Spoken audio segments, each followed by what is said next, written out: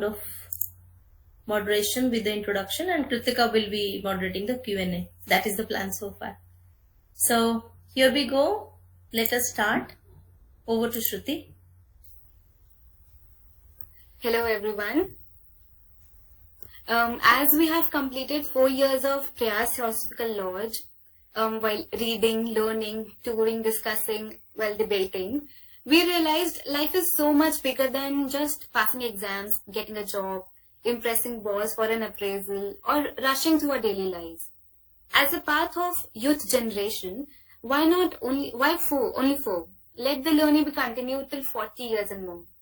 Today we have 2 young mentors with us to discuss some Theosophical teachings in daily life. At the end of the talk, we have a question and answer round in a different way. So let us all sit in a meditation for a minute.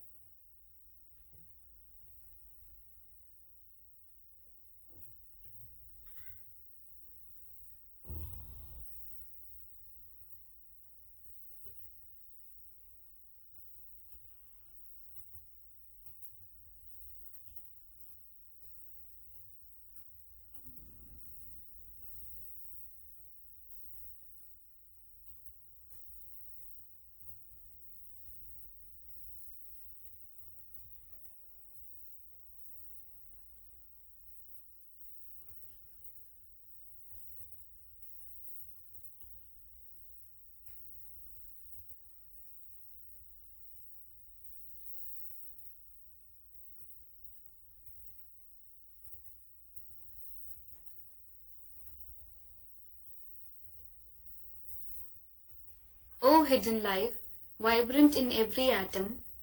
O hidden light, shining in every creature. O hidden love, embracing all in oneness. May each one who feels himself as one with thee know he is therefore one with every other. So, our today's speaker is Brother Shikhar Agnihotri and Sister Catalina Isaza Kantor Agnihotri. So, Brother Shikhar is a graduate in nautical science from Mumbai University. He worked in Merchant Navy for about 10 years before taking the voluntary retirement to take inner journey. He became a member of Theosophical Society in 2008, influenced by his mother, who is a long-standing member of Theosophical Society. He is founder member of Prayas Theosophical Lodge and Maitri Theosophical Society group in Lucknow. He is a national speaker of Indian section since 2015. He is more interested in practical implementation of theosophy in daily life. He is a national speaker of Indian section since 2015. He conducted study camps, seminars, workshops, youth camps for Indian section at various places.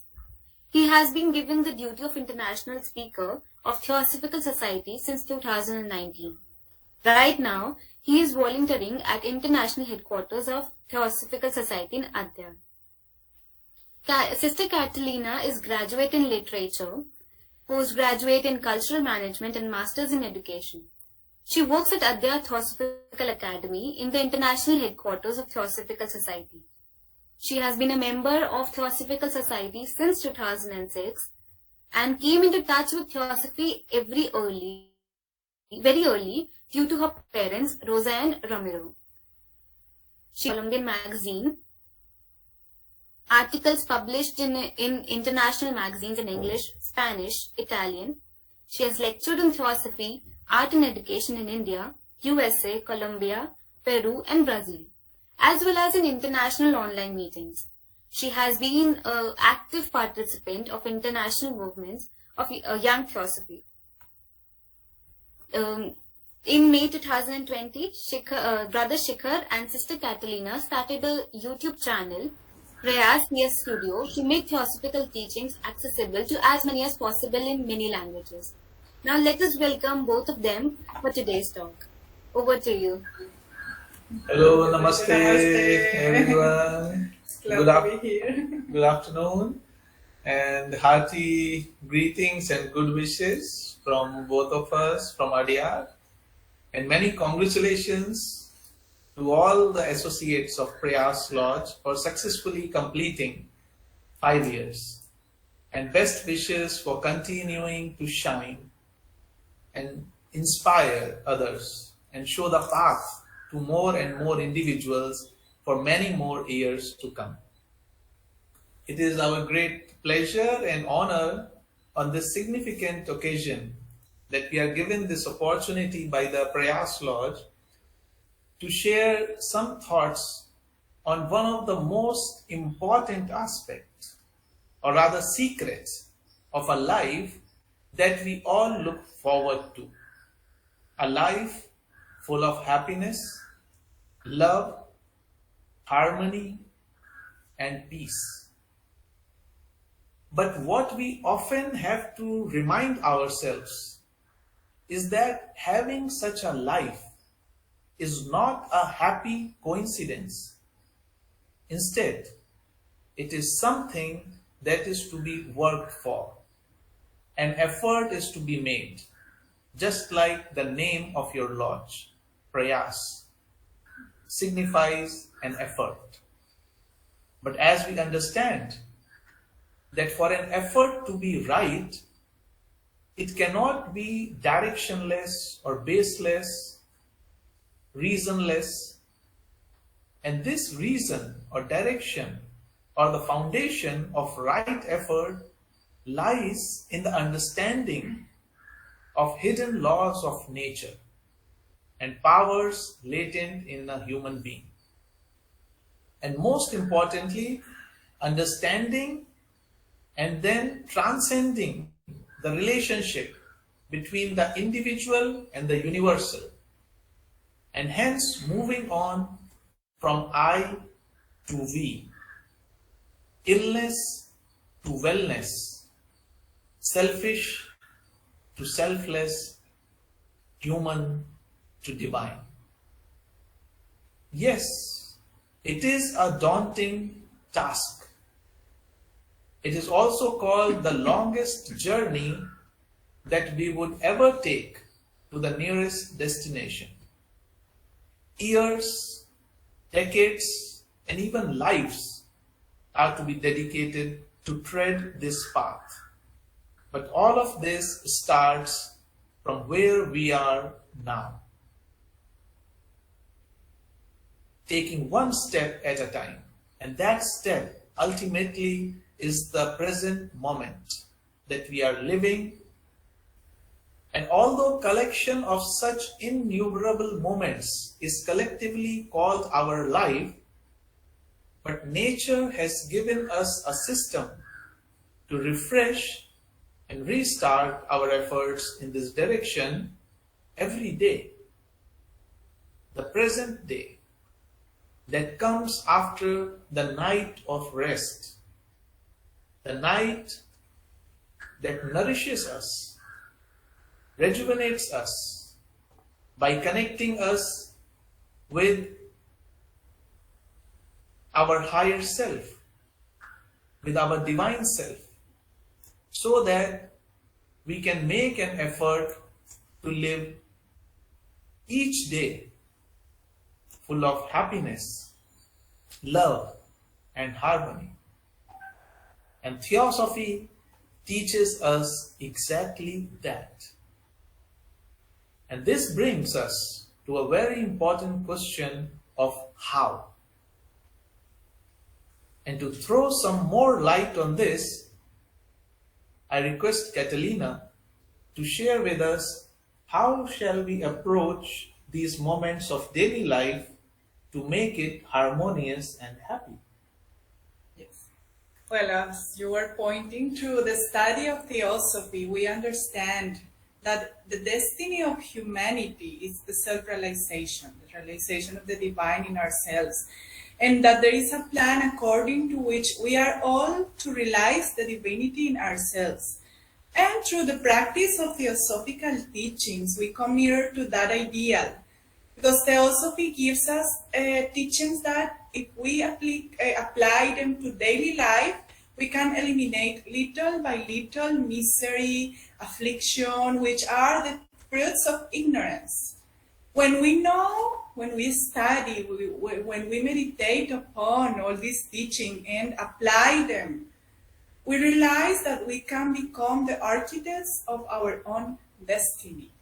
And as a consequence of that, since we know that there is the unity of life and everything is interconnected, we can make the world a better place and become active contributors to the divine plan, which is evolution.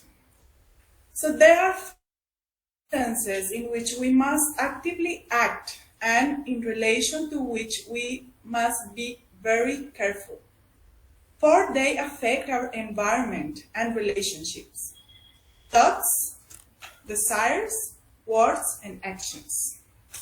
As a general point, we can say that the attitude of the Theosophist is one of good thoughts, good words, and good actions.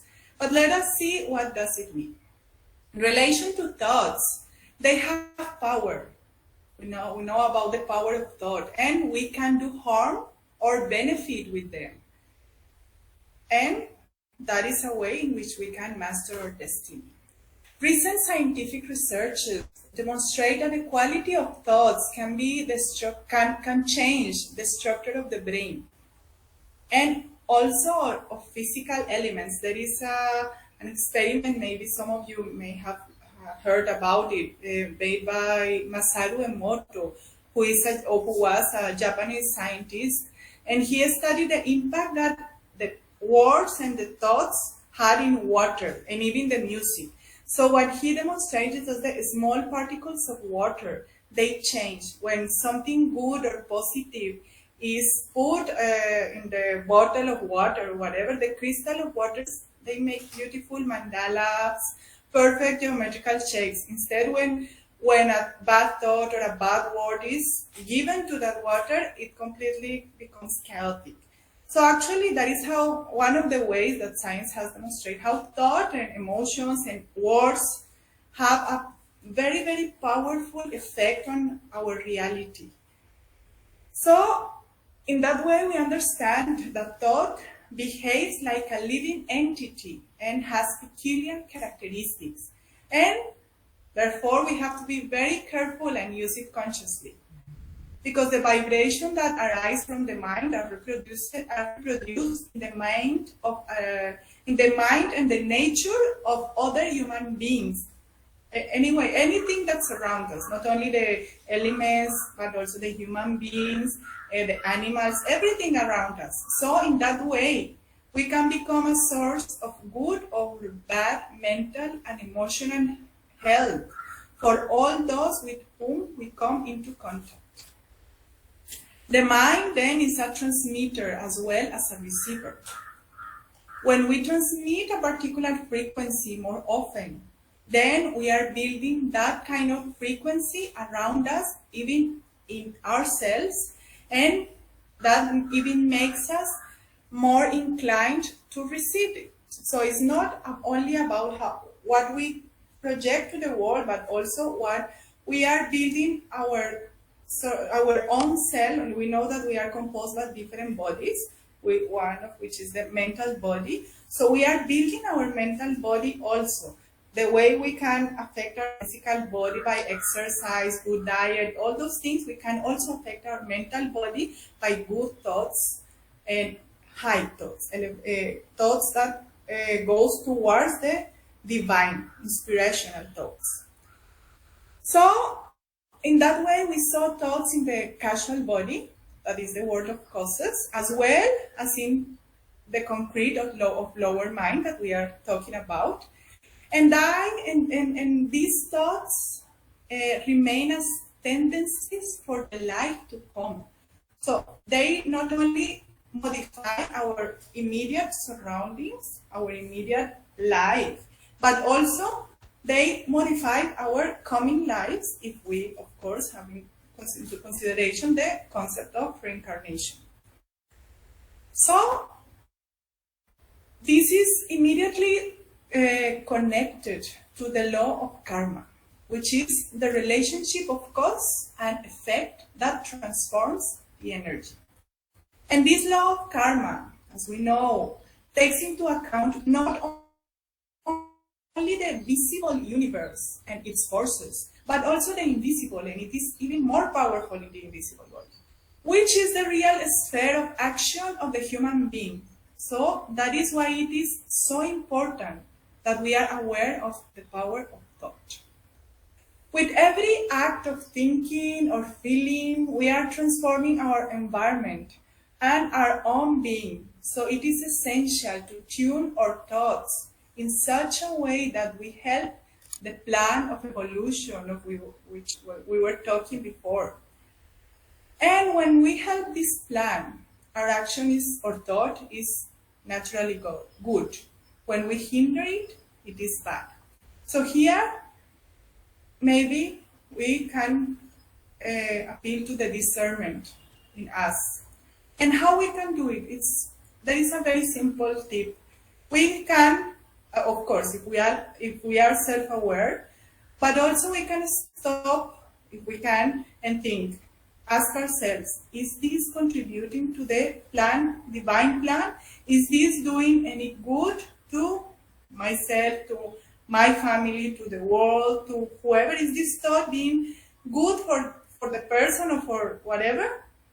If the answer is good, is yes, it is contributing to the divine plan, then go ahead. If the answer is no, then we should stop and we should change the direction of the thought. And one way to do it is just to replace, as Annie Besant reminds us, to replace it by the opposite in it. We don't need to just fight against that or anything. We just try to replace. We know that the energy transforms itself. So we transform the bad energy into a good one, because energy is there anyway. So every use we make of the power of thought, since we are all interconnected, must produce a result in our surroundings and in ourselves. And if we could see thoughts, if we were clairvoyant and we could see thoughts, we will notice that depending on their nature, they take a specific form or a specific color. I'm not going to talk about that, but for your reference, maybe most of you know the book Thought Forms. It shows exactly the clairvoyance view of the quality of thoughts.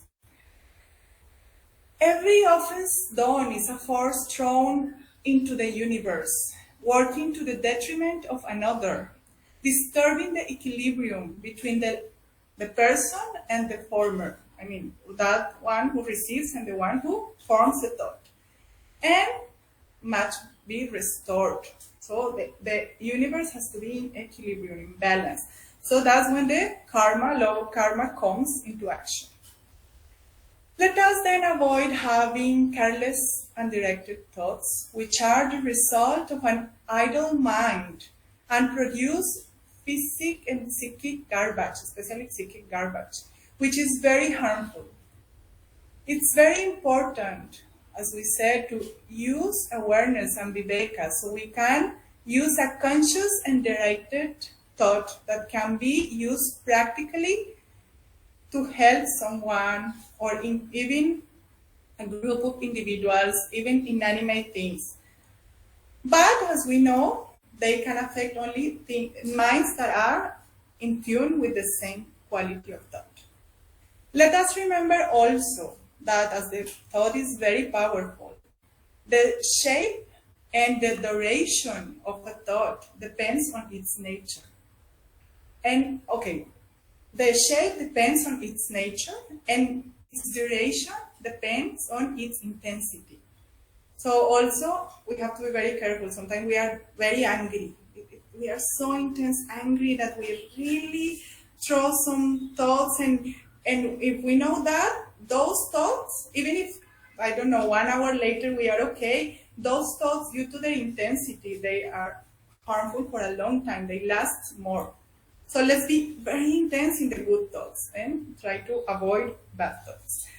Then, for instance, just thinking also in the opposite, when we think of theosophical or altruistic subjects, we send our good thoughts out all around in a very powerful vibration.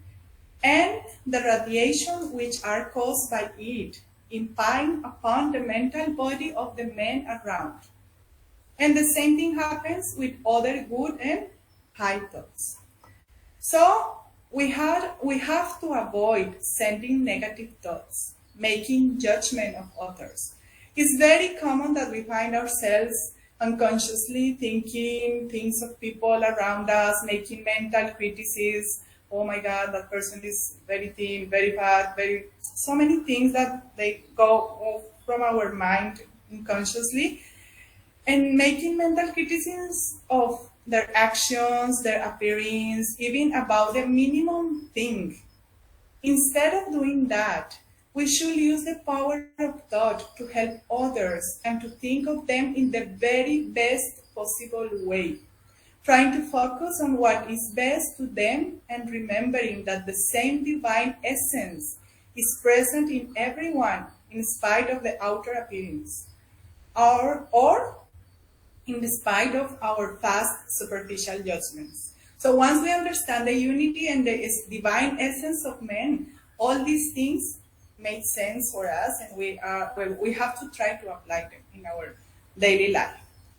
The same way that we can help someone with material resources of service, we can do it with the power of our thought. We can make a helpful thought form and send it to whoever needs it. For instance, I don't know if some of one are familiar with the pranic healing. The pranic healing is at an invisible level, and it can be even done from the distance, from very, very far distances. And the principle of pranic healing is that energy follows thought. So our thoughts are where our energy is directed. Every interaction is an opportunity to apply the power of thought in a positive way. While cooking, while working, while we are in the street, while we are waiting, we may pray before eating to send good thoughts to our food and all those who were involved in making it, while drinking. Even if we are practicing our daily meditation, it will be advisable that we can make a projection of the day and send good thoughts to everyone. And in the night, before going to sleep, look into our day's activities and see what we didn't do according to the laws, to the divine plan, and try to next time do it better. It is hence important to take some time every morning to meditate and consciously direct the force and power of our thoughts towards those who need that force, and to picture a better world. The power of group thought is also a way that we can apply in our daily life. We can put in tune more alike thinkers in one direction or with one same intention, and not necessarily in physical space. As long as the mind are together, the power of thought can act.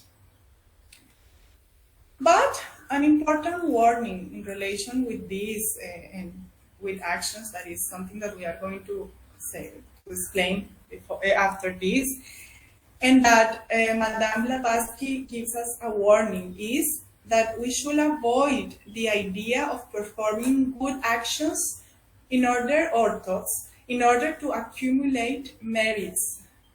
That is not encouraged by the Theosophical teachings, because the motive of the action is still self-centered. So we are doing it with some plan in mind. So I will quote Madame Blavatsky. Let not the fruit of good karma be your motive. For your karma, good or bad, being one and the common property of all mankind, nothing good or bad can happen to you that is not shared by many others. Hence, your motive, being can only generate a double effect, good and bad, and will either nullify your good action or turn it into another man's profit. However, as Shikhar was reminding us at the beginning, we have to remember that what is fundamental is the conscious experience of the present moment. And we try to keep our thinking positive, which means accepting with joy that everything that happens for the better. As Viktor Frank, the psychiatrist, author of a great book that I also recommend, Man's Search of Meaning, says, everything can be taken from a man, but one thing, the last of the human freedoms. To choose one's attitude in any given set of circumstances. It is our power to choose our response. In our response lies our growth and our freedom. Those are the words of Viktor Frank. But the source of our response will depend to a great extent on the desires and motives that we have, about which Shikhar will share and throw some more light with us.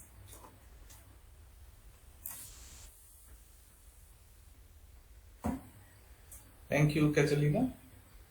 So, we have seen just now, as what Catalina has explained, the power of thoughts and how it is all around us, affecting each and every relationship of ours, whether be it with humans or other kingdoms. But what we can analyze from that, by observing that we are continuously creating causes by our thoughts, desires, words, and action, and creating our own destiny. This means that out of these four, the desires and thoughts are invisible, words and actions are visible. But the real source of any action is rooted in desire and thought. Together, they control our daily life. So much that there are many for whom the idea of desirelessness is a very difficult one, because they feel that they are their desires.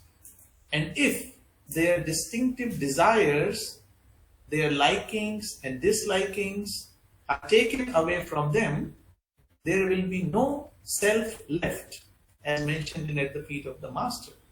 Because if we take a view of our daily life, what are we doing? I have a desire, I work to fulfill it, that desire is fulfilled, and even before I can fully enjoy the pleasure of fulfilling it, another desire is there. And then it's like, if I get good marks in my class, I will be very happy. If I pass the high school, the board exam, I will be very happy. Then if I get a admission in so and so college, I will be very happy. If I get so and so job, I will be very happy. If I get promotion, I will be happy. Next promotion, more happy. So what actually is an endless pursuit of happiness in the wrong direction, in the sense that we are thinking that we are getting happiness by fulfilling our desire, but what we are not understanding is that our whole life has just become an endless pursuit of, trying to satisfy our astral body, the vibrations of the astral body. But many times this question arises. So what shall we do? Shall we have no desires or what? Then the question arises, if we do not have desires, how will we live? How will we grow? Because it is said that, you have the desire to do something, so you work, and in working you learn. So if you have no desire, you will not move. Even unless if you are hungry, you will have to cook and then at least eat. But what about other, great things people are doing? How would a person grow? But on the other hand, if Lord Buddha is saying that desire is the source of all suffering in this world, which is one of his four noble truths, then it is something to think about. Is it possible in our daily life, which although sounds a bit challenging, to end the selfish desires or ambitions gradually, of course, and still live and work like a person who is extremely ambitious, which is nothing else but a sutra or an aphorisms from Light on the Path, which says, kill out your ambition but work like those who are ambitious. Is it possible? Just for everyone here to think about something to think about, at this point, may I ask all of you to remember a moment in your life when you did something not for yourself, but for your friend or family member or unknown person who was in need of help. And you did it without any expectation in return at that moment. And no one forced you to help the other person. It was a spontaneous, selfless act of helping someone. What guided you or me to do that? There was no desire, there was no concern for self that I will get this by helping this person. In fact, if you help somebody on the road, you might end up in a police station with so many questions to answer, and the hospital won't take the patient until you, so actually you have, you are losing something. So what guides us or any individual person, what guided you to do that? What inner force gave us or gave you the energy to help that fellow person? The energy or force or whatever we may call is love or compassion and sense of duty to help, which is so deep rooted in our being, because we all are one, connected with invisible threads of divine energy. And the answer of this query is, how did you feel after helping that person? Was the feeling of sadness, depression, anxiety, or was the feeling of happiness, peace, and contentment? I can see our very experienced moderator, Kritika Goelji, is saying happiness, peace, and contentment. And I agree. And I think most of us would agree with this, that similarly, when we were child, did someone force us to collect stones? Or if we see an injured butterfly, we will take the butterfly and try to, revive it. What selfishness was there? Or were we forced by any desire? No. It was the selfless act which is our true nature. And it means we can live without selfish desire. And then all our actions will be guided with a sense of love or duty with love, which implies looking beyond oneself, putting oneself in another person's shoes. And that is in itself the source of what all we aim for: happiness, peace, contentment, bliss. And just what Catalina mentioned about law of karma, we study also in the law of karma that with our motive, or which is our emotional force or psycho-mental force, motive, we have already sown the seed of our state of mind in the future. Maybe there are three persons, and this example is very clearly given in the book, that three persons make a park with trees and everything for walking of the people, so people can come and walk and enjoy nature, greenery everywhere. But first person did it because he wanted to run for an election next year for the municipality. So he wanted, his name, the plaque of his name there, that he made it possible for the people of that locality to have a park. So that was his motive.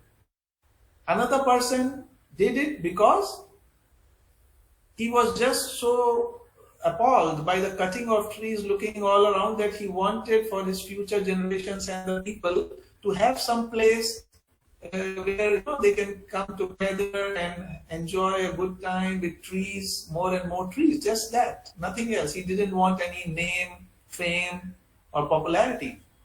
And the third person maybe would have been a mix. That okay, people will also get benefit, and I will also get somebody will, people will know me. Although on the physical plane, the action is the same, making of the park. But with the difference in the motive, the result will change. And that's what happens when we see around people. A person may be very, very poor, but he may be extremely happy, content. On the other hand, a person may be very, very rich, surrounded by luxuries, but is still, due to many diseases or due to many limitations, he or she cannot enjoy those luxuries, those pleasures. So, that's how we fulfilling one's duty with love and making a balance in daily life. But then shall we stop living our life and all the time thinking about helping others? Then what about the family that we are having, immediate family? So that's where what I find very, very significant when we read theosophical literature. It very clearly explains that first of all, we should take only what we can do. We should take only responsibilities, keeping in mind what we have, and accordingly we can do, and do not ignore our present duties to take new ones. So depending upon one's situation, circumstances, whatever one can do to help others should be done. And also this gives a new direction to our approach in life, that we try to involve ourselves in activity, in livelihood, which allows us to be of greater good to more and more people, instead of involving ourselves in a line which is the source of destruction in the society. This again is a very big task, because we have been living our life and earlier lives in the habit of self-preservation, of selfishness, survival of the fittest, as we are taught, Darwin's theory, which may not be true. And hence we look to others as our competition and compare ourselves all the time with the others and try to win the race of ambitions. But if we realize that this is not the path to what we really wish, we can always change our direction, and nothing will change outside. Outside we will still be doing the same thing. If we are a student, we will still study hard, even harder. If I am a doctor, I will still treat patients. In fact, I could treat many patients who may not have fees, but I can help. If we are in any job, we will still continue that job, but now only we have the larger purpose in our sight. And then our interaction with each and every person becomes a lighthouse, and we become aware of how we are exchanging energies by way of words all the time. And words are the reflection of the creative energy of God in us. And that is noble silence. Why is given so much importance? And I will now request Catalina to throw some light on what is the best way to interact with others through words. Well, so regarding the words, something that we should keep in mind is the brave words. I'll talk about the brave words, as Gina Reyes tells us. Because the world is in a need of bravery. Because the world is suffering, it needs brave people. And one way to be brave is through our words, of course.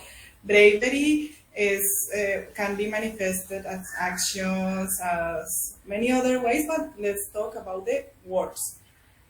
And those brave examples that we have as HPV, such as in the brave declaration of principles, that can also be an inspiration and a guide for us to what is brave words. And brave words have mainly three qualities. The first one is kindness, the second one is beauty, and the third one is truth. So as we were discussing, whenever we are going to say, think, or do something, let us ask ourselves, it is kind, is it beauty, is it truth? What are kind words? We could say kindness is the opposite of whatever hurts another person. So, as we were saying when we were talking about judging people, let us try to find the best in all the people and deliberately pick out in them all that is best and admire that and tell others about that.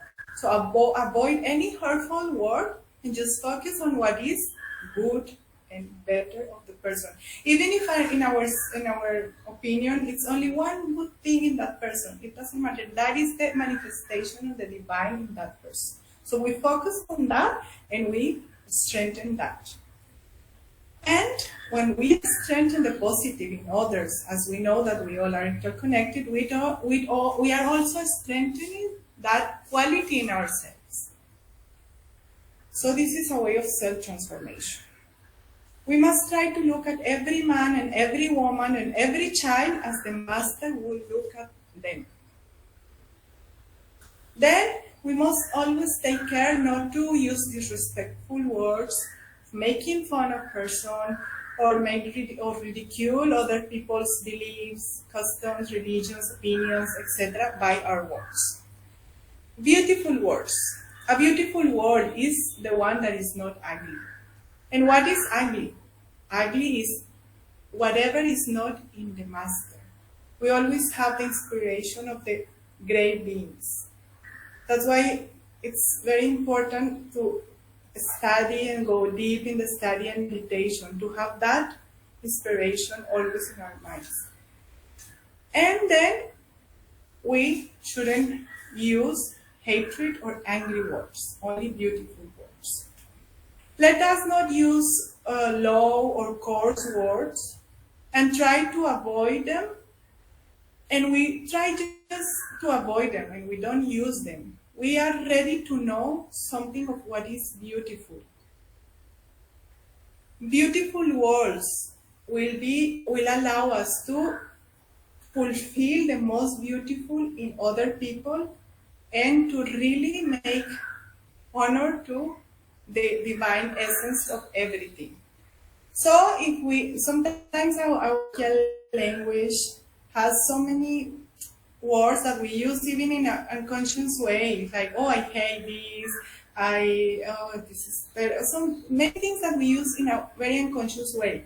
So what we can do to balance that, we can, whenever we read a book, whenever we hear to a good speech or an inspiring person, we can just write the beautiful words that the person, even our vocabulary improves and goes towards that beauty.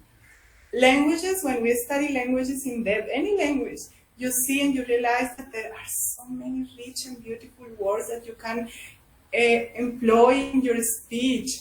And then why we keep just talking them in a very colloquial way, like it's like in a very worldly way. So this is a way. So it's important that we have to be very careful with what we read, with what we study, with what everything that goes inside us, what we consume, we could say. So it applies to readings, to food, to TV, to movies. We have to apply our discernment to really know that that thing that we are reading is really inspiring and is inspiring us to go higher. Because that is what is nourishing us, and no one can give that he or she does not possess. And the same thing applies to all. Let us remember the first step of the golden stairs, a clean life. This is a part of a clean life. Each one of us has a certain inner feeling which will guide us, our intuition, following our heart, the doctrine of the heart, as to what is beautiful. We can, if we have the doubt, again listen to that teeny little voice inside us, which will tell us that is a beautiful word or not. What about true words? True speech is that speech that fits the thing that we are going to describe. So it tends to be objective. Let us be very careful and not give the space to exaggeration or undermining. Again, our discernment and awareness have to be practiced.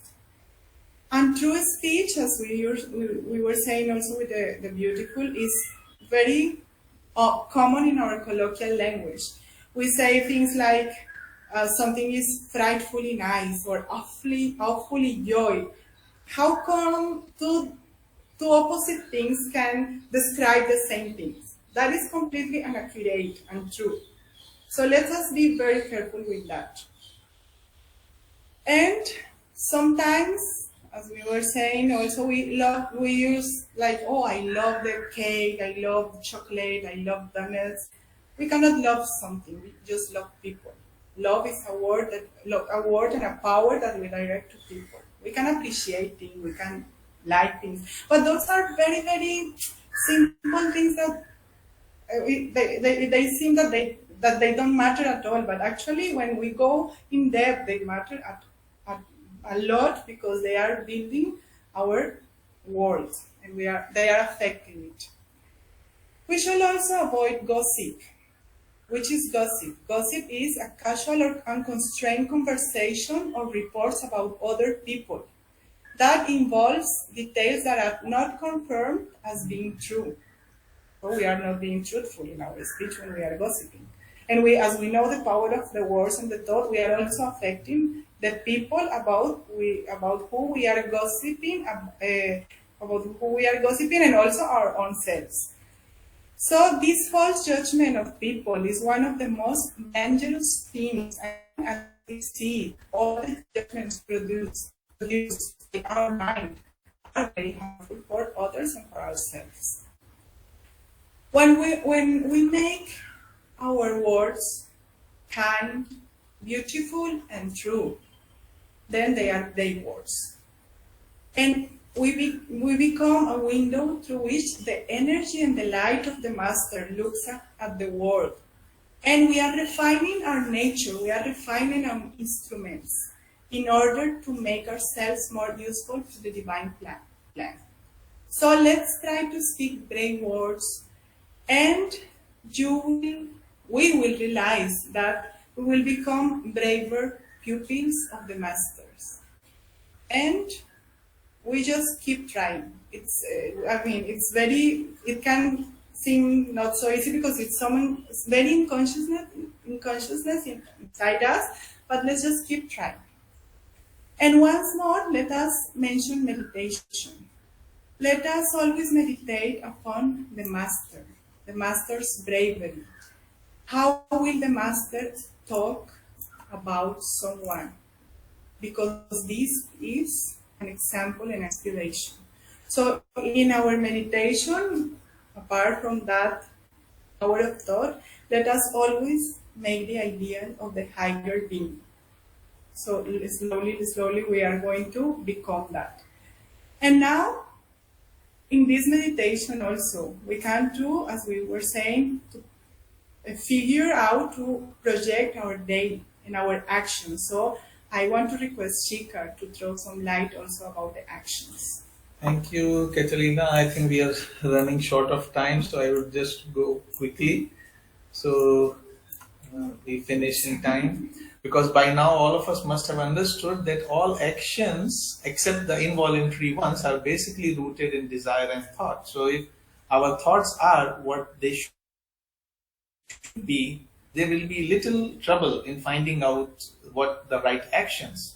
But since the thoughts and thinking vary from person to person, depending upon their understanding, the definition of right or wrong, the action also varies from person to person. And therefore, there is only one person whom we have to take care of in terms of actions, and that is our own self.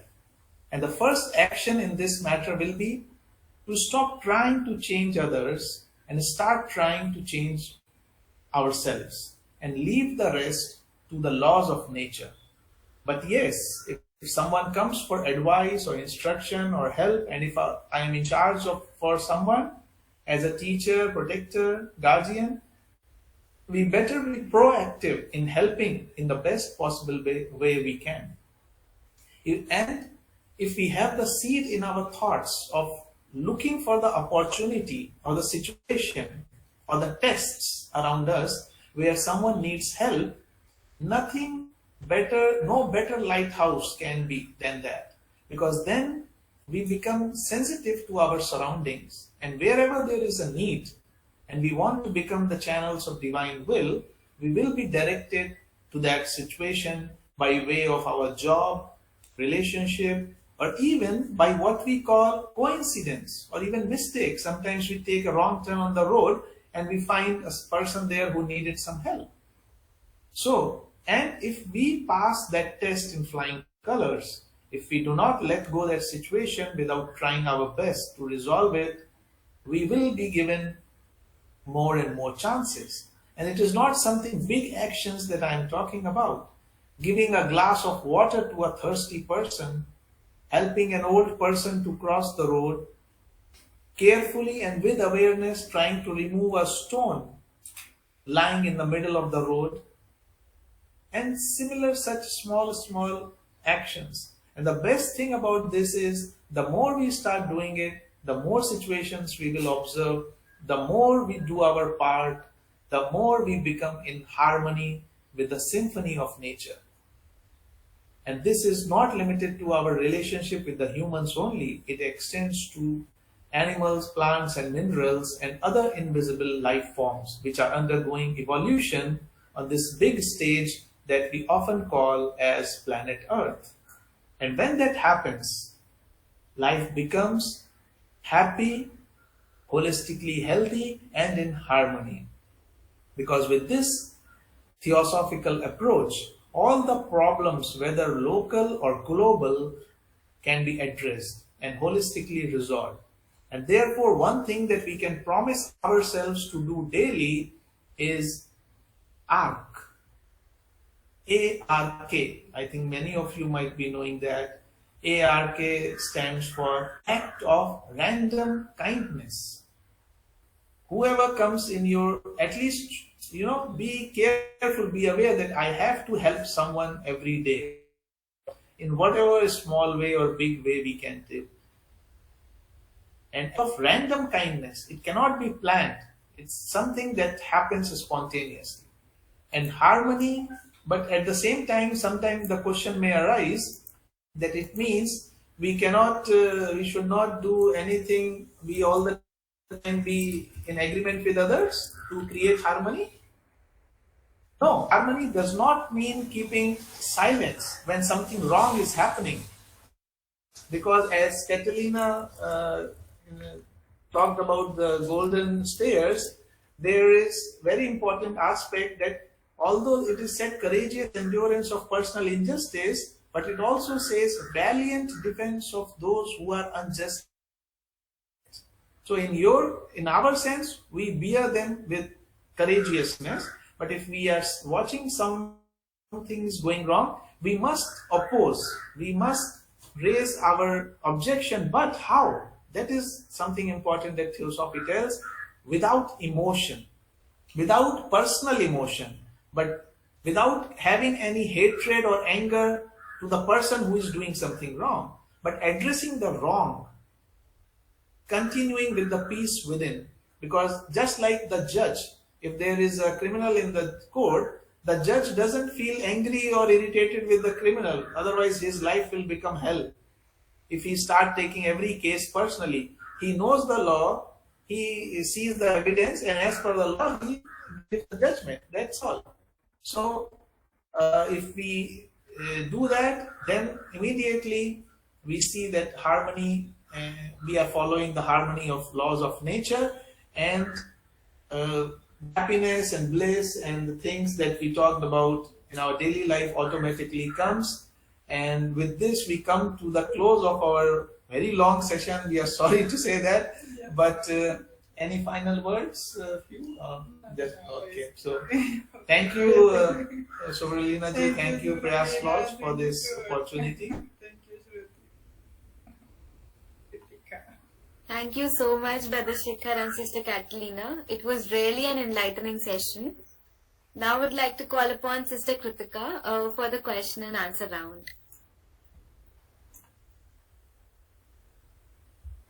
Thank you, Sister Shruti. And first of all, I'm sabse bada wala. Thank you to Sister Catalina and Brother Shikhar. Yeah, we are very thankful.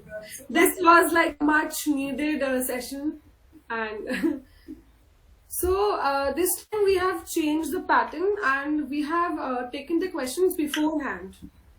It was like a survey, or basically we have created a set of questions which all of the members of the lodge have given. So what I'll be doing, that I will be one by one asking the questions, like from Brother Shikhar, then Sister Catalina, so that because the time is short and we have a little lengthy set of questions, so that is why I'll be doing this. So let's start, and I'm really excited. We'll try to keep very small answers.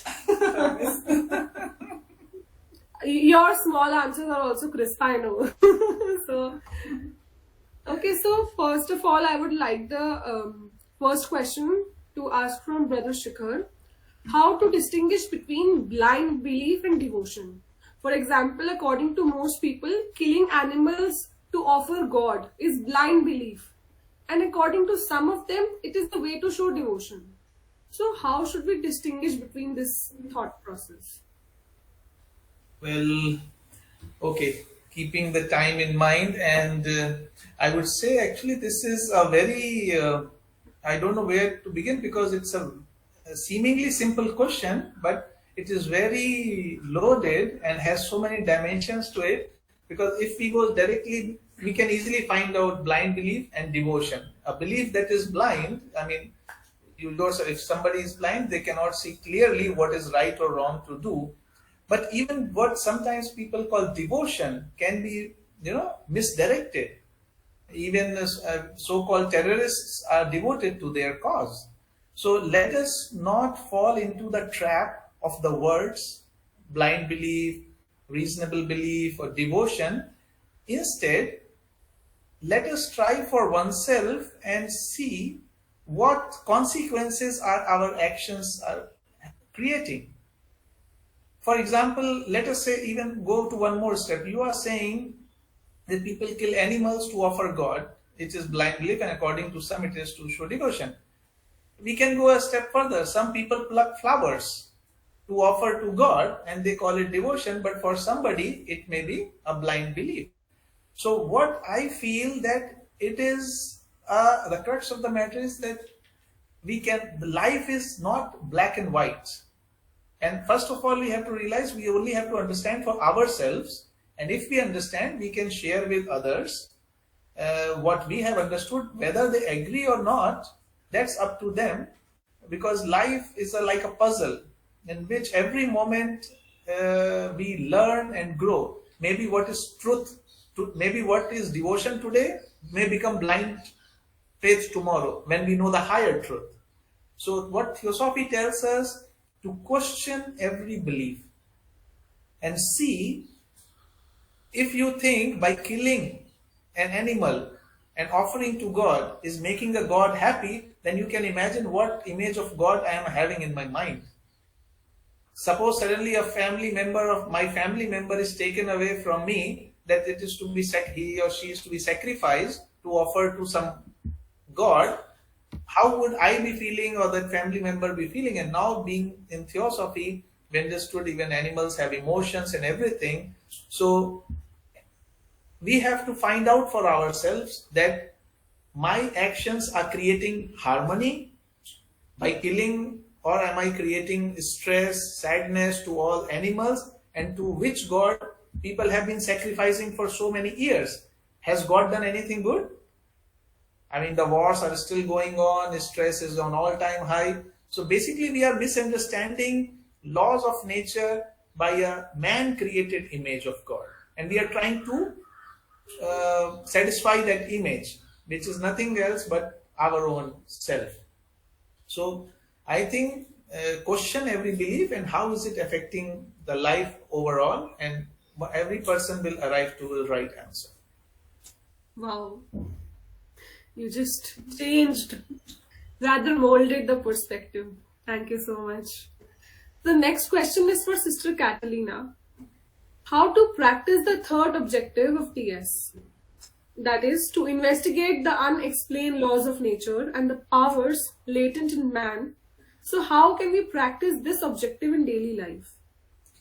Well, I will say to the what I call the tripod of theosophy, that is study, meditation, and service. I mean, through a study, we really go to investigate those laws and try to understand. But we need the meditation to understand them, go in depth, and really try to realize them as action, as service in our life. But also, how to, once we understand them through study and meditation, how to apply them in our daily life. So what we have discussed about the law of karma, that it's the main law, the main universal law, and I won't repeat again because we already did something related to that. But for instance, there are other laws that are like the law of unity, the law of correspondence, etc. So, for instance, the law of correspondence tells us that as it is on the highest planes, it is the same thing is in the lower planes. So, in that sense, if we study in depth, we can make a understand that everything is a reflection of everything. So the microcosm is a reflection of the microcosm is a reflection of the microcosm. And there is another law that is the law of that in which of reflection. I don't exactly remember now the name, but it's how when we, for instance, we see living a certain kind of life and we complain, oh, I don't like this life, everything goes bad, that person, I don't like this in that person. Is we are actually seeing the reflection of our own beings in the situation of in the other person. So that must be a call for us to reflect upon, study and meditate. How can we improve ourselves, our own vibrations, thoughts and attitude towards life? Regarding to the powers, okay, many people I have discussed with on this, they immediately bring telepathy, clairvoyance, we have to study and develop, and etc. But when we really study theosophy in a practical way, we realize that there is no point of developing any of these latent powers as far as we haven't developed the more latent power, that is the power of the divinity in us. So instead of trying that through study, meditation, and in action, we will not need clairvoyance or reading thought power to be able to look in the other's eye and see their soul by the deepest contact of love. So let us develop compassion. Let us develop empathy. Let us develop love. And when we develop these, we will be able to listen to their words, to listen to their thoughts. No need of reading thought or anything of that, just to really empathize with the other, really connect with the other. And we will be able to know when that person really needs a word of an action or an action of help. And we will be able to know what is the best that we can do for that person. So actually that is the way we should see the laws and the powers. First study and understand them, and later apply them in our daily lives. And daily meditation is always a very helpful tool in this. Thank you, Sister Catalina. So now the next question is for Brother Shikhar. superstitions put us in a dilemma. For example, some say that cats are ominous, but some keep them as pet. So whom should we believe? I mean, like some say that don't use scissors, don't. If your slippers are turned, please turn. There are certain superstitions. So whom should we believe? What do you believe? I don't. I think that it is not superstition. Okay. I got. You said the right thing, Kritika. You said you think. You don't believe. We see, Theosophy is not a group of believers. It is a people who have come together, who are inquirers, seekers, thinkers. Because isn't it, we are considered human being because we can think. So, whether superstition or not, actually dilemma is good, because then it forces us to think what is right or wrong. If the other one, the question will be the first one, blind faith, as you said, because there is no even thinking involved. Dilemma is at least good, that at least the person is beginning to think, and there is no actually reason, or there is no any benefit in believing anyone. Just we have to use again our own brain and mind to find out the truth. And let me give a very simple example. You might be having your papers, notes in the college that you get, or when you want to make something, an extra thing, what do you call it, to go to, to shop to make a copy? What do you call it? Xerox. Okay. Xerox. Photocopy. Xerox. Earlier it was Xerox all the way. Now people are saying photocopy. Do you know the Xerox? Xerox is a company which has this photocopier machine. Xerox is the name of the company which has become synonymous with the photocopying process. Okay. So how well marketed is so. Similarly, these superstitions, cat has become synonymous with omnious animal, or a bat has become synonymous. Why? Because thinking, it's again and again that same thought we see all around, people giving us, oh, cat has crossed your path and this will.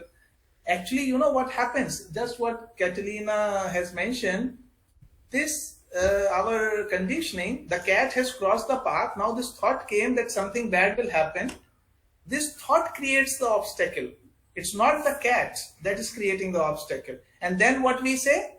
Oh, you see, the cat crossed the path, so the obstacle came. So now that conditioning becomes even stronger. And we don't realize how many times the cat crosses the path. 99 times nothing happened, but one time something happens, that conditioning is even stronger. So, and you will be surprised, cat in some civilizations, in secret doctrine, if you read, I think Egyptian, it was considered very sacred and was worshipped because it was considered very esoteric. Yes, they have their those in the shape of cat. Yes. So all such, again and again, I'm telling that we have in Theosophy it is to encourage our spirit of question everything. Even Lord Buddha said, don't believe in what I'm saying. Question everything of how is it changing my daily life, whether it is beneficent or is maleficent, and then you come upon the decision for yourself. Believe in what people are saying. So, just to have a quick view of that. Absolutely clear. So now it is for Sister Catalina. Okay, the question is from the ladies of our group, okay? Why negative things around us? How to gather mental peace? As in when maybe there are people around you who are always taunting you or maybe questioning you, maybe blaming you. So while there is very much negativity around you, how can you gather mental peace so that you remain calm? Well, I think through the practice all what we have mentioned, the practice of good thoughts and things. I mean, we that way we create an atmosphere that in some way make us like a little bit, how to say that, immune to all things. I mean, as we have seen, we are receptors as well as producers. So if every day, and I should here bring the meditation, meditate every day, or at least concentrate your thought in good things every day in order to make that mental atmosphere. So automatically, these kind of things will begin to affect you less. That is one thing. And also, what we were talking about, to see the divine in everything. So even if the people is talking around me, everything, we also put ourselves in their place and recognize that we also sometimes do that. So that is the first thing. We also sometimes do that. So let us not judge the person and be so affected by what they are saying. And just try to recognize the divine in the person and send we know the thoughts are energy, and the energy is able to transform itself. So let's just transform it in the opposite direction. And in general, with the bad things, because actually everything what happens for good, for our own evolution. But what we call bad things, when we are in front of a bad situation, there is something that we can do. We can ask ourselves, does it have a solution? If it has a solution, let's stop suffering and employ the energy that we will employ in suffering, complaining, everything, and try to do the solution. But if it doesn't have a solution, let then the flow of things go. If the solution is not in our hands, let's not worry about that, because the only thing that we will get is on one side to worry unnecessarily, and on the other side strengthen that specific situation. So it is already bad. If we keep thinking how bad it is all the time and we cannot do anything to solve it, it will become even worse. So I guess that those could be the ways. Of course. Clear enough. Okay, so the next question is for Brother Shikhar. If we are aware that there is some bad quality in us, but still we are not able to work upon it, so how to work beyond awareness? As in, if I know that, okay, I'm lazy and I'm not studying, or I am a short-tempered person and I'm not able to control it. Though I know, like the first thing is to know, but I already know this is the bad quality in me. So how can I work beyond awareness? Okay. Okay, there is a very well established way to do that, and I think Catalina also mentioned in her talk. But I think Kritika has got a call, but otherwise I would have asked her, or actually Shruti can answer, or that how did we get that bad quality in us in the first place? That's a good question. No. Because I know that I'm lazy. Yeah. I know sometimes I don't study. Wait. You are saying you are lazy, but how you or I or anyone come about to be lazy? Maybe the situation like lockdown, like you have to be in your room, you have to be in your home. So it's like the bed is your space. Exactly. So it means you are trying to say that over a period of time, due to some circumstances, a certain nature you have acquired, right? Yes. So in the same way, you work in the opposite direction. It will take time and you will get over that habit or nature that I have acquired. But what it requires is an endless effort. I mean, try. And we have to keep trying until and unless we get our aim, what I want. And for that, there will be many unsuccessful efforts, there will be many failures, but we should not get bogged down by the failures. Because I think you all know that story, how Shivaji got the inspiration from the spider. that spider was making the web, falling again, working again. Then he got so inspired. So and that is how our bodies are. What we want is a sudden change, which is not possible because we have acquired the habit of being whatever laziness or something, and our body is now accustomed to it. So if we want to work in the opposite direction, it will take time. So patience. And the way to do it, that it's mentioned, to start imagining what Catalina mentioned, the strength of thought power is start imagining the opposite quality in yourself. Like if I am let's say I am very irritated or angry person, right? Or selfish person. And now I have read and understood this science. So if I want to change myself, I will start imagining myself. Whenever I have some free time meditating, I start imagining that I am happy person, I am peaceful person, I am selfless person, or whatever. What are we doing? We are putting our energy to change ourselves. And that way it will take time. But we should not get depressed or frustrated at our failures, because the master has failed more times than the disciple has even tried. So we should not be very frustrated about that, but keep trying is the key for me.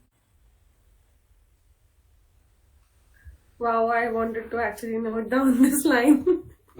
Master, this is like wonderful. I read it somewhere, yeah. Yeah, but it's so, I don't know, it has got some power. Yes, it is stuck to me so strongly that it gives me inspiration every time I remember. And now it has struck to me. Okay, so the next question is for Sister Catalina. Thoughts are very natural and continues to occur. So how do we pick the right one? As in, I am sitting idle, maybe I'm meditating, and I'm getting so many thoughts. But which one is the right thought after which or on which I have to work? If I am able to convey. Okay, in the first place, I will say it will depend it depends upon of the situation, what is the right thought of the situation. But in general, discernment, awareness, and also that questioning always ourselves if that thought is the correct one. The good one, the beautiful one, the true one can be of any help for us to really try to choose between all the amount of thoughts. But also, even I will go a little bit before that, because if this is happening, and we are students of Theosophy, we should try to, first of all, try to live in a way that we are more peaceful, calm, and then work upon trying to avoid all these thoughts coming, but try to calm our minds. So the meditation can help to that, deep breathing can help to that, even from the physical things we can do. We can sit and just breathe when we are receiving so many thoughts and we want to choose the right one. Then let's breathe, let's make a moment of silence. I guess these continuous moments of silence that we are available, that we are able to have, that time for oneself, that time for us, are a way to educate our mind to be always in that state. So actually the ideal will be that it begins to decrease. But also, what we were talking on how we nourish our thoughts. If we nourish our thoughts with good things, probably the thoughts themselves will be correct, will be truthful, will be beautiful, will be kind. So maybe that can be a way. But I guess in anything in life, as we study, meditate upon that, we ourselves can try to find our own ways. There is not like a universal formula for everything. These are just tools that we can use for the practical life, but I guess each one of us can try to find the ways to do this and to try to every time become more in peace, more in tune with that harmony that is the ultimate goal of our journey. Okay, thank you. So the next question is for Brother Shikhar. How to stay in a meditative state in our daily routine? So now we know we have to do meditation. We have to be in a meditative state. But how to actually practically do that in a daily routine? While I'm cooking or while I'm studying, how can we remain in that state? But there is a simple answer and a lengthy answer. The simple answer is that become adept. Become an enlightened person. Become self-realized, and that's all. Then you will be all the time in the meditative state in the daily life. The lengthy answer is that we have to get there. So because all of us are in that pursuit of truth, and this is actually the worst nightmare of any person walking this path, that he or she study, meditates and surveys, but every now and then there comes an occasion when the anger comes out and irritation comes out, and then you feel so terrible that I did so much and again I failed. So but that is the journey. I mean, that's what just in the previous answer question we saw, that the masters gave only one word to all the aspirants, that is try. So keep trying. But in our daily routine, if by meditative state you mean to say, like, at peace, centered and not impulsive and all those things. So if after all what Catalina has mentioned is study, meditation and all the person is doing, the only thing is, for me, what I would say is remembrance. That often what happens is we forget these things in the time of need. And that's why if you see in all the disciplines there is said, meditate in the morning, meditate in the noon, meditate in the evening, night, or you have 5 times namaz. Why is it so? That in our daily life we get so much involved in the concrete that we tend to forget the abstract. We start getting involved in the petty things, that the assistant has not come, I have to do this work, the deadline is here. So in all those things we lose the sight of the higher. And the moment we lose that sight, our lower self takes over and we are in that situation. So what I have learned, and I keep sharing with many others, that helps me, that I learned in shipping, which many of you already know, and I have shared in the youth program also, is the International Code of Distress, because that is a distress, that is SOS, which is normally said, save our souls when somebody is in danger or distress. But what I feel is SOS can be stop, observe and start anew. Because remembering all those things may be difficult, but if we at least, that the moment I am in fight or anger, I have to just stop ourselves. And that is why in some of I think in Japan or somewhere, they have this culture of stopping from time to time. Whatever they are doing, somebody would say stop. Of course, not something essential work will be stopped, but at least the non-essential people, they let seconds for what? Observe. Who am I? What am I doing? I'm getting irritated, aggravated, and then the moment we do this, we become at a higher level, because now we are no more in control of our emotions. And the moment we go at a higher level, we are able to see the situation completely. And when we see the situation completely, as Einstein says, that a solution to a situation can never be found at the same level. It can only be found from the higher level. So from that level, whatever comes will be the right action, and that will be as per the meditative state. So the only thing for me is to remembrance in daily life, and if somehow you can stop this chain of getting that irritation or whatever, we use our willpower, observe and start in. And that was the lengthy answer for me, that we are all going in that direction. So Wow.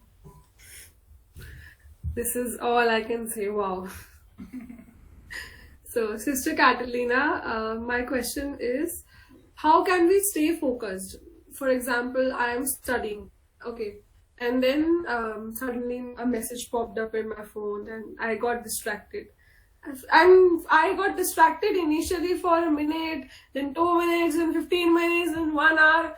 And after 1 hour, oh shit, I was studying. What am I doing right now? Or maybe if I'm cooking and one of my friend comes, and then, so usually we get distracted very easily and very frequently. So how can we stay focused?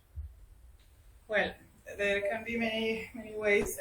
Like sometimes when we are working or studying those things, we, on one side, we tend to maybe get tired and easily distracted. So maybe we can just plan a way for these kind of things, that we make the purpose on ourselves to, because sometimes we want like to go through a task, through the task and finish, but maybe we should take the things step by step,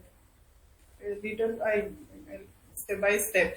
So we can plan in a way that we know that, like, there is a technique called technique Pomodoro. That is, I don't remember how is. I guess it's every 20 minutes. It's just actually, yeah, or 40 minutes. It's 25 minutes. You 25 have to do that, and then 5-minute break.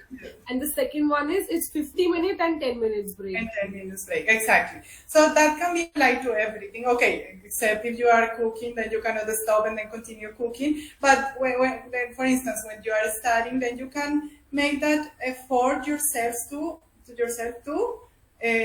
apply it, and you know that there will be a moment in which you will be able to look at the message, send a message, something like that. That can be a practical way. But anyway, even if we are in a very important task, or we are cooking and we receive a message, we can even try to, because we don't know, maybe something urgent, so that also we can use our discernment to realize if it is really a distraction, or if it is something that came up, and we can just see and not necessarily get distracted. As far as we try to practice the concentration and keep ourselves engaged, we will be able to look at that message maybe with an impersonal perspective, not to it, because sometimes when we get distracted, it's because we easily identify with the phone, with the source of our distraction. So I'm cooking, I receive a message, I maybe will look the message because maybe it's something urgent. I just see the message, I read it in a very conscious way. So I'm actually using my focus for both the things, and I am aware that I am cooking, but I interrupted 1 minute to read a message and take a decision if that message is really relevant and I have to stop everything to go and respond, or okay, it's not important, I just come back to my initial task and I continue doing it. Then in reality, not always when we do two things at the same time we are getting distracted, as far as we do them with complete awareness of what we are doing. That is something that can, I guess, also when one becomes a mother, that kind of multitasking, conscious and aware multitasking comes a little more. And I guess keeping ourselves always engaged with things that are important to us, because that is also a way to train our minds. And when these moments of distraction arrive, then we are used to that. So practice and try, as Shikhar was saying, are the key for many things. So just practice and be very aware, and also like avoid wasting time in energy in negative thoughts and negative actions, negative emotions. As I was telling, if I receive a message and I'm very focused, maybe the first thing that will come to my mind is, oh my God, I was doing this so nicely and this call came, and now that is a wasting. I can, as I have told you, okay, I will stop. I know exactly what I stopped, so when I come back to my thing, I will know where I was, and I won't lose all the track of my thought, but I can answer the call or see who it is, and that's all, with complete impersonal feeling. But if I say, oh my God, this call just interrupted me, that is the waste. The energy flow has gone to the wrong place, and in that case, I'm really not aware. So those small things, because it's very difficult to avoid such things in the daily life and in the modern life when we have all these, the cell phone, the laptop, and especially now in the online, we have many things. So we can try to do our best with what we have, but being very aware of what we are doing. I don't know, that will be my advice or answer to this question. You just gave like very good suggestions, especially Pomodoro, and then this by being focused and in your consciousness. Thank you, Sister Catalina. So now I'll be proceeding towards the last question of the set for Brother Shikhar. How to understand the intention of someone's action than to get swayed with their action. Basically, how to know the real intention rather than staying in the loop of action. Okay, that's Sometimes we don't actually know. We are just, oh wow, he's doing this, that, and we don't know the intention. yeah. Well, I think it can be done in the same way as we have to understand anything, basically, which is the truth. If we want to understand, is being one with that consciousness, whether it's an individual or whatever, then only, in fact, really, whatever is the intention, that can be known, like masters, they do. But they have that capacity, they have that capability to do that, and that is one of their, powers, that they can associate with anything because they are one with everything, so they know already. But if this is not possible in our case, we are still not in that situation, then what we can at least try, we can at least mentally put ourselves in the other person's shoes. Try to imagine what all possible reasons can be for the person's action or the intention, because most of the time we guess. I don't know if you are asking it in a good sense or the negative sense, because mostly somebody does something not so good and we put a bad intention to that person. Very rarely. Actually these days, because bad actions are seen quite often, I mean, not very much regularly, but yeah, quite constantly. So even if someone is doing a good action with a good intention, we take it in a negative way. Why is he doing so great work? I mean, why? No, you see, now that is the effect of the, situations and culture that we are now. Even if somebody, now we tell children, not to talk to strangers, don't take if anybody gives you to eat. Food, exactly. Earlier, that was the love and caring that anybody meets. So that was the society culture. But yes, due to this situations over a period of time, that mindset has set in that you have to be careful. And yes, we cannot be careful less that such things are happening. So yes, it is true. We have to be careful. But above all, the thing is, if we really, again, coming back to law of karma, if after all the precautions and some things, if we are still in some situation, if something has to happen, it will happen. No matter how many precautions we take, how much security we put, that will happen. So that would be like one less karma to our account. But that does not mean if we know that there is the gang of dacoits or robbers which prowl on this road in the night. So we said, oh, no, everybody is good. And spirituality does not mean losing your common sense. So that is the very important thing, which some people, which your question was, no, blind faith and all those things, that makes us lose our common sense. But Theosophy teaches us to keep our common sense, which is becoming less and less common these days if we follow blindly anyone, whether in good or bad direction. So we have to be careful enough, and instead, that is sometimes can be hurtful, that the person is trying to do good, suppose really good, and due to our negative thinking, we think something bad of him or her, and then it's like but in that sense, we have to trust law of karma, we have to trust life, that nothing that I deserve can happen to me, and whatever I deserve cannot be kept away from me. And best is, as Catalina also mentioned, intuition.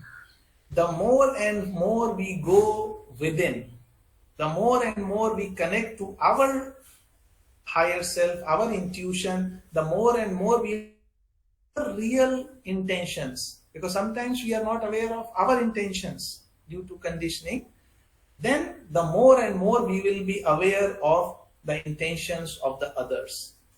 Like Annie Besant, she appointed a person as a cook for herself who served many years in jail or prison for being a murderer. Now, who would do that in present situation? People will say, no, it is illogical, it's totally unreasonable. Once you are at that level, the inner, that's it. I have to say on this. Thank you so much, Brother Shikhar and Sister Catalina. All the questions are being answered so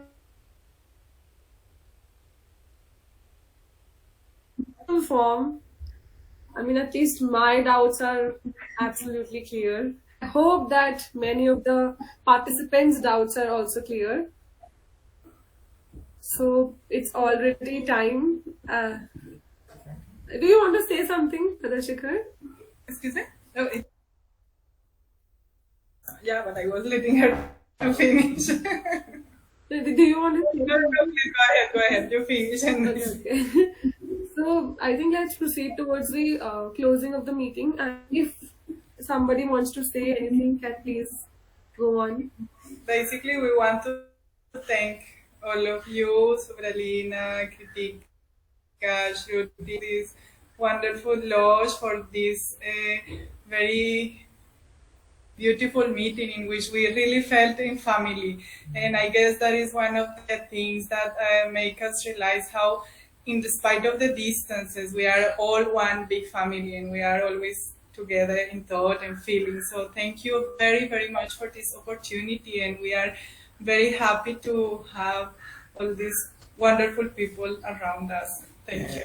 Congratulations and best wishes for this Prayas Lodge to keep working for many years. Sobralina, who is doing this wonderful work with Kritika, Shruti, and all the young brigade. Later on, you have to carry on the baton of light. So, yes, it's in very good hands. Yeah. Thank you so much. In fact, I feel so blessed.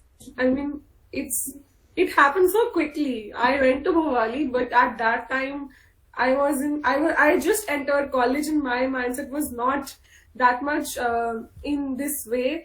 But then suddenly I became a member of YIT, and then I don't know, it happened so quickly, and now I feel so ease with Shikhar sir, and I am meeting Catalina ma'am for the first time, like face to face. But it was so comfortable, and there are so many people I can now easily talk with. I feel actually like all are like a family. So thank you so much. Thank you. Let's meet someday. Yeah, Hopefully soon.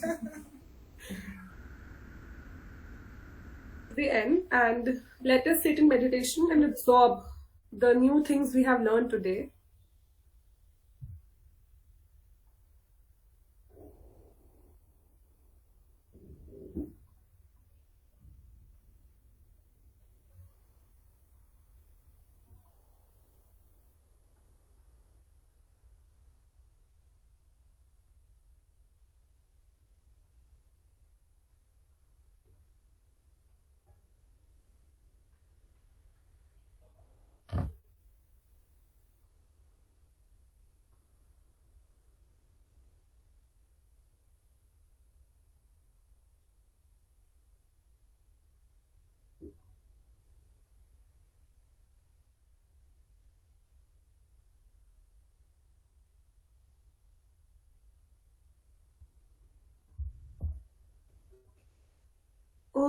सर्वे वे सुखिने सन्तु सर्वे सन्तु निरामया सर्वे भद्राणि पश्यन्तु मा कश्चित् दुःखभाग् भवेत् ॐ शान्ति शान्ति शान्तिः.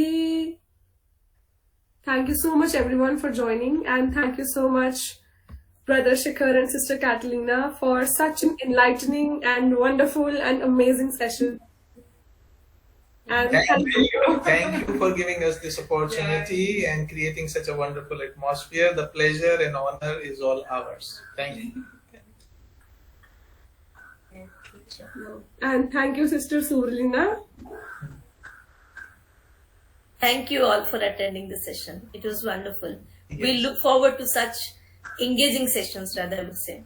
Yes. These are very important for younger members who have a lot of questions, and at least once in a while we should have such sessions other than talks. This is good. Thank you, Thank Shruti you. and Kritika, for your well execution. Good luck. Keep doing such good work. Thank you, brother and sister. Okay, thank you. Bye. Bye. Bye. Have a great day. Bye.